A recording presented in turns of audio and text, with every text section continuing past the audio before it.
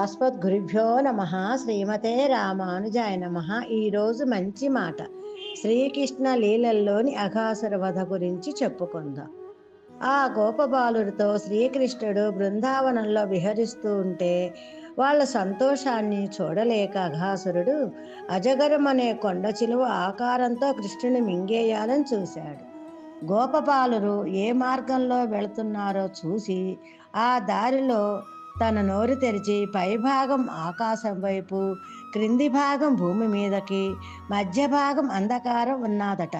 దాని నాలుక పొడవుగా రహదారిగా ఉన్నదట. రెండు నేత్రాలు అగ్నిలాగా మండుతున్నాయట.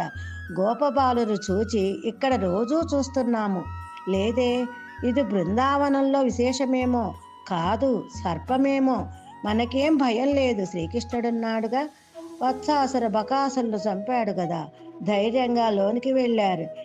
ఎక్కడికి వెళ్ళారో మృత్యుముఖంలోకి వెళ్ళారు. నాలుక కదలగానే పొట్టలో పడ్డారు. ఆ జఠరాగ్నికి వాళ్ళందరూ మాడిపోయారు. కృష్ణుడు వారిని చూశాడు. లోనికి వెళ్తుంటే వెళ్ళొద్దు సుధామా అని కేకలు పెట్టారు. కృష్ణుడు వాళ్ళ అవస్థను చూసి సహించలేక వాళ్ళకి తన మీద ఉన్న విశ్వాసంతో ఉన్నవారిని కాపాడకపోతే ఎలా, కృష్ణుడు పరిగెత్తుకుంటూ వాడి నోటిలోకి వెళ్ళాడని, దేవతలందరూ మృత్యువు నోటిలోకి వెళ్ళాడంటే భయపడ్డారు. కృష్ణుడు దాని నోటిలో గొంతు దగ్గరికి వెళ్ళి తన శరీరాన్ని పెంచేశాడు. ద్వారం మూసుకుపోయింది.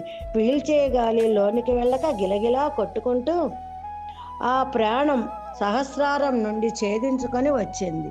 ఆ ద్వారం నుండి గోపబాలుడు కృష్ణుడు బయటపడ్డారు. అఘాసురుడిలో తేజస్సు కృష్ణుని పాదాల వద్ద చేరింది. అఘాసురుడికి మోక్షం లభించింది. దేవతలందరూ ఆనందించారు. బాలుర మృత శరీరాలను తన దివ్యమైన చూపులతో చూడగానే వారి మీద అమృత వర్షం పడినట్లు నిద్రపోతున్నట్టుగా లేచారు. తన దృష్టితో తన వారిని బతికించాడు. ఇదంతా 5 ఏళ్ల వయసులోనే జరిగింది. ఈ లీలలోని రహస్యార్థం ఏమిటంటే తెలుసుకుందాం. మనలోని అసుర ప్రవృత్తికి ఆధారమైన అహంవృత్తియే అఘాసురుడు. ప్రతి క్షణం ఈ అహంవృత్తి భయంకరంగా నోరు తెరిచి మనలను కబళించటానికి సిద్ధంగా ఉంటుంది. కృష్ణుడు శరీరాన్ని పెంచినట్టుగా ఆత్మవిచారాన్ని తీవ్రంగా చేస్తే అహంవృత్తిని ఆ విచారమే నశింపజేసి ఆత్మదర్శనం కలుగజేస్తుంది. తరువాత లీల వత్సాపహార ఘట్టం గురించి రేపు విందాం. జయ శ్రీమన్నారాయణ.